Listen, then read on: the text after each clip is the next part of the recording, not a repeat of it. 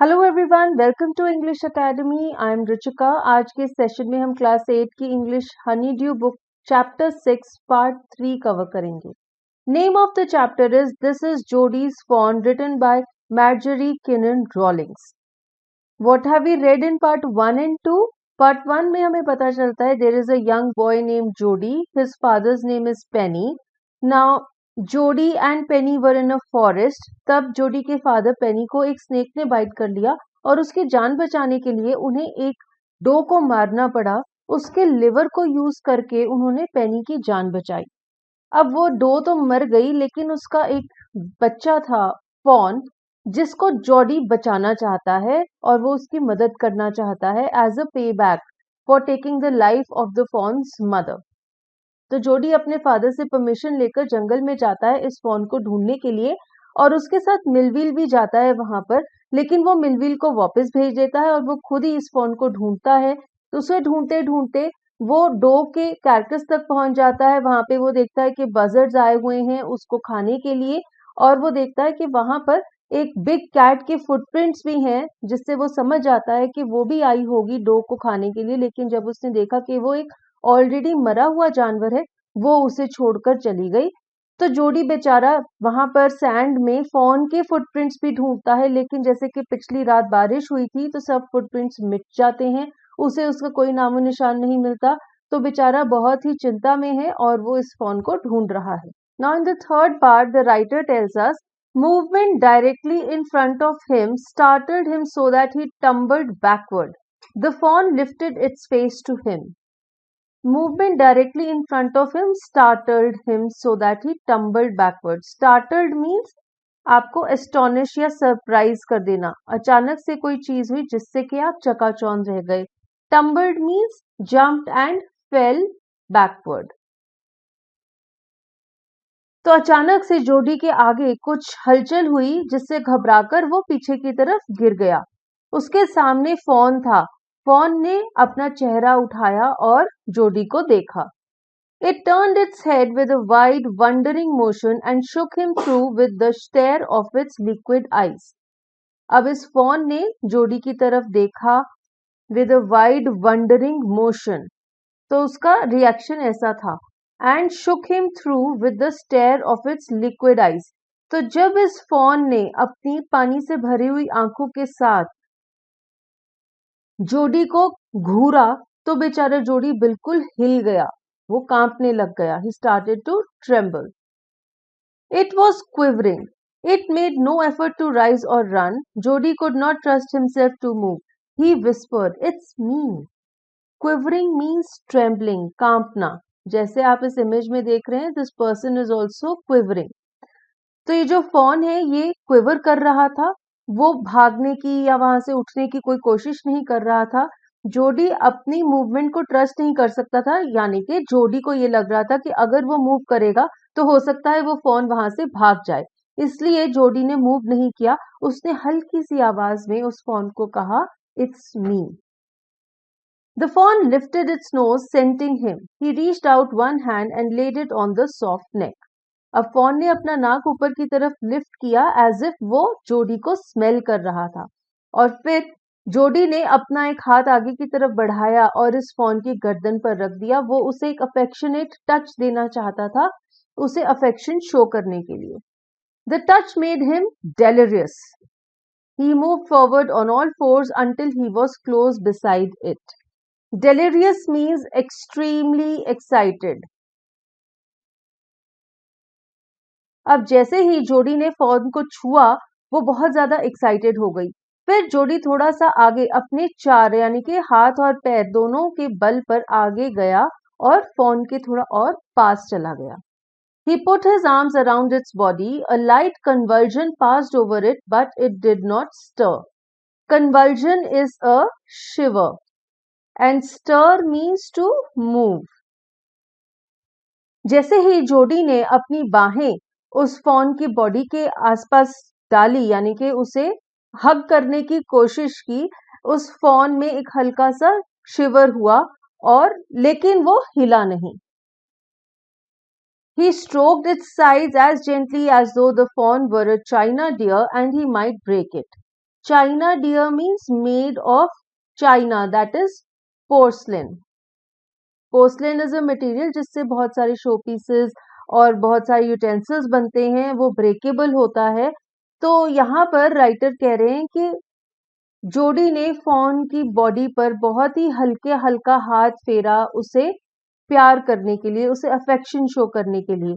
और ऐसे लग रहा था कि वो इतना लाइटली उसे स्ट्रोक कर रहा है कि उसे डर है कि कहीं वो डियर चाइना का मटेरियल का बना हुआ है और वो टूट ना जाए.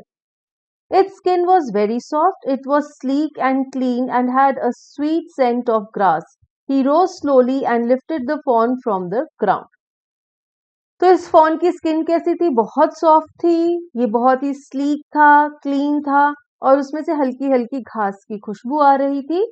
अब जोडी खड़ा हुआ और उसने हल्के से धीरे से उस फॉन को उठा लिया. Its legs hung limply. They were surprisingly long and he had to hoist the fawn as high as possible under his arm. Limply means softly. Hoist means to pull up together. अब इस fawn की टांगे नीचे की तरफ लटक रही थी और वो बहुत ज्यादा लंबी थी. बेचारे जोडी को उसे बहुत ऊपर की तरफ उठाना पड़ रहा था ताकि वो ग्रास में और श्रब्स में फंसे ना. तो जैसे वो उसको कैरी करके लेकर जा रहा था, उसे इस फॉन को बहुत ऊपर उठाना पड़ रहा था बिकॉज उसकी टांगे बहुत ही लंबी थी. He was afraid that it might kick and bleat at sight and smell of its mother. He skirted the clearing and pushed his way into the thicket.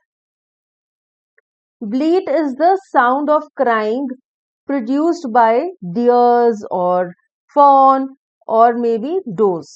Skirted means to move around the edge.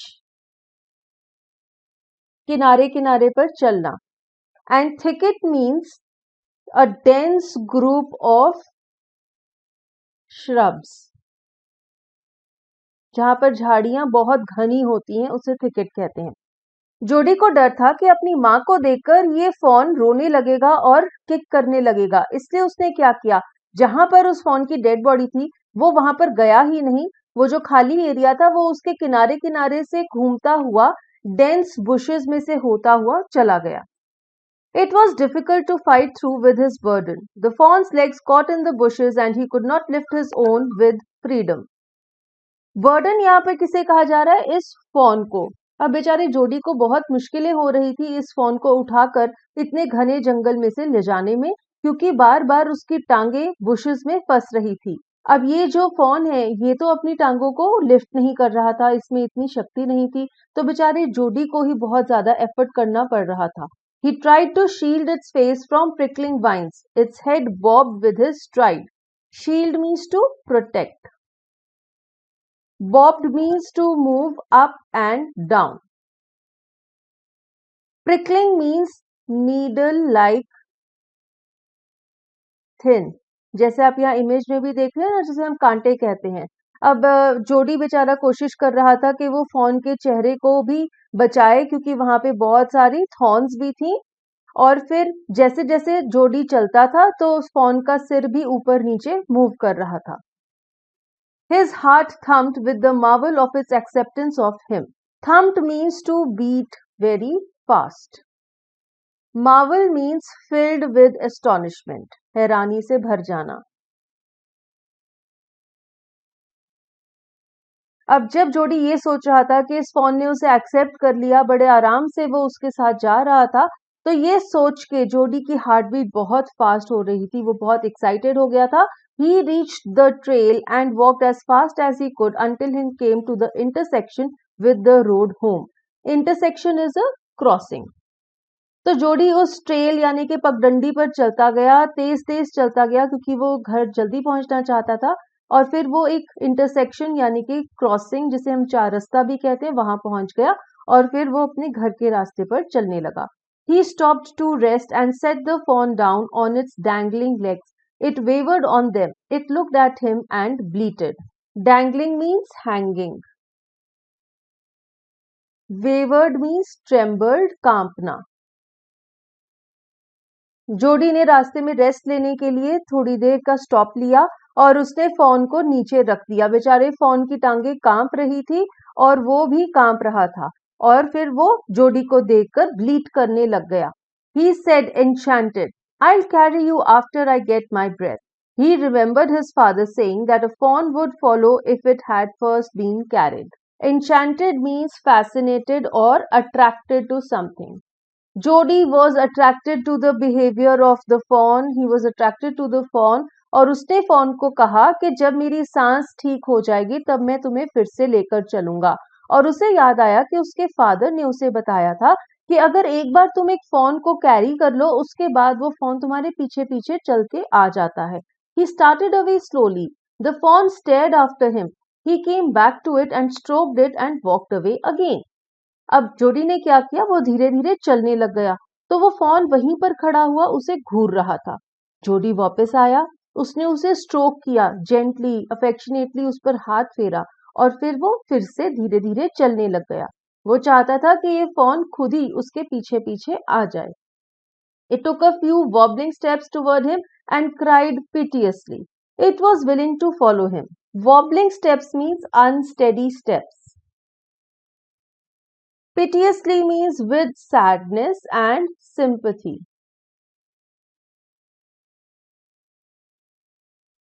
तो इस fawn ने क्या किया, बेचारे ने कुछ unsteady steps लिए जोडी के पीछे पीछे, लेकिन फिर वो बहुत ही अजीब से वे में रोने लग गया.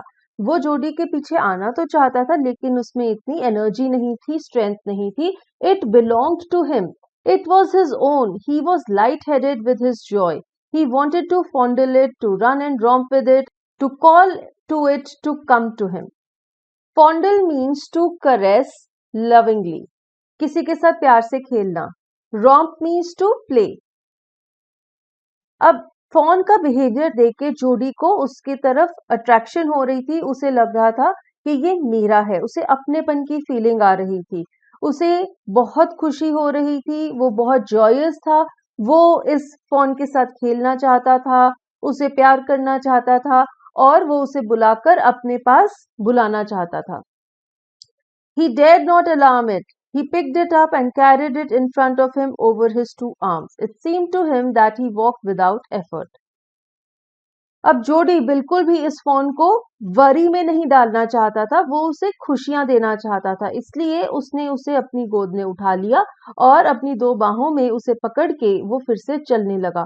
अब उसे लग रहा था कि वो बिना किसी एफर्ट के चल रहा है. ऐसा क्यों उसे लग रहा था? क्योंकि अब उसके और फॉन के बीच में इतनी ज्यादा अफेक्शन बन गई थी, इतना ज्यादा प्यार बन गया था, अपनापन बन गया था कि अब उसे इस फॉन को उठाना मुश्किल नहीं लग रहा था. His arms began to ache and he was forced to stop again. When he walked on, the fawn followed him at once. अब बेचारे की बाहें इतनी दुख रही थी कि वो एक बार फिर से रुक गया. उसने फॉन को नीचे रख दिया. अब जब वो चलने लगा तो फॉन खुद ब खुद उसके पीछे पीछे आने लगा. He allowed it to walk a little distance, then picked it up again. The distance home was nothing. अब थोड़ी देर तक फॉन उसके पीछे पीछे चलने लगा. उसके बाद जोडी ने उसे फिर से अपनी बाहों में ले लिया और उसे अपनी गोद में उठाकर घर ले गया. He could have walked all day and into the night carrying it and watching it follow. जोडी को इतना मजा आ रहा था कि वो पूरे दिन रात इस फॉन को अपने साथ लेकर घूम सकता था, उसे अपनी बाहों में उठा सकता था और उसे अपने पीछे पीछे आता हुआ देखना उसे बहुत अच्छा लग रहा था. He was wet with sweat, but a light breeze blew through the June morning, cooling him. बेचारा जोडी पसीने से भरा हुआ था, लेकिन जून के महीने की गर्मी में भी एक हल्की सी ठंडी हवा चली जिससे उसे बहुत अच्छा लगा. उसे ठंडक महसूस हुई. The sky was as clear as spring water in a blue china cup. He came to the clearing. आसमान बिल्कुल क्लियर था, जैसे चाइना का बना हुआ नीले रंग का कप होता है. स्काई भी वैसा ही लग रहा था. फिर वो उस क्लियरिंग में पहुंचा जहां पे उसका घर था. It was fresh and green after the night's rain. He fumbled with the latch and was finally obliged to set down the fawn to manage it. अब जब वो क्लियरिंग में पहुंचा, वहां पर पिछली रात को बारिश हुई थी जिससे कि सब कुछ बहुत ही फ्रेश था. सभी प्लांट्स बहुत ही ग्रीन ग्रीन लग रहे थे. बेचारे ने फम्बल्ड हियर मीन्स कि आप किसी चीज के साथ जूझ रहे हैं. वो बेचारा लैच यानी कि जो लॉक लगा हुआ था गेट पर, उसे खोलने की बहुत कोशिश कर रहा था क्योंकि उसके हाथ में फॉन भी था. फिर उसने फॉन को नीचे रख दिया और आराम से लैच को खोल लिया.